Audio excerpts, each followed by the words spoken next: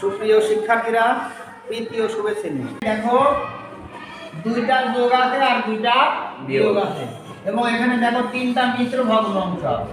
তিনটা কি ভগ্নাংশ আছে? মিশ্র ভগ্নাংশ। দেখো প্রিয় শিক্ষার্থীরা, তাহলে দেখো 3 একে 3, 3 আর একে কত হয়? 4 হয়। নিচে 3 প্লাস 4, 3 4 কত হয়? 12, 12 আর একে 13, নিচে কত হবে? 4।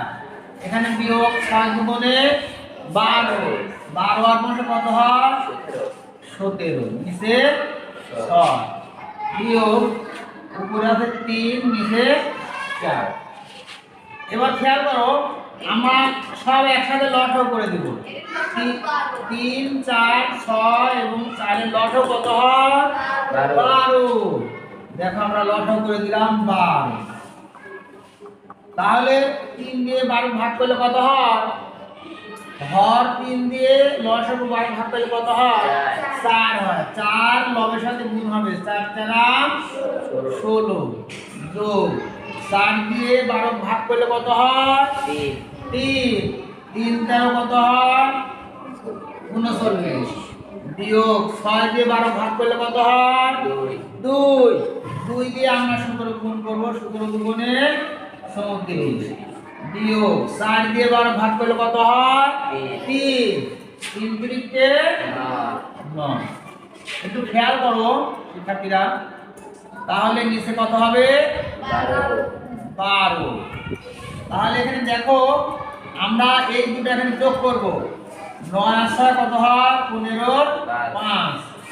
আর এখানে দেখো হাত থাকে 1, 3 আর 1 4, হাতে থাকে 5। আর এখানে আমরা বিয়োগ কমন নিব, দিলে ওই দুইটা যোগ হয়ে যাবে। কত আছে? 34 যোগ নিচের দিকে 12, তারপরে 55 বিয়োগ যোগ করলে কত হয়? 9 আর 4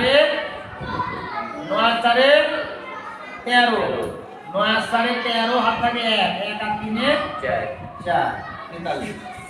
তাহলে দেখো নিচে 12 আর এই 5 থেকে 3 বাদ দিলে কত থাকে? 2, 5 থেকে 4 বাদ দিলে 1। তাহলে 12 দিয়ে 12 ভাগ করলে কত হয়?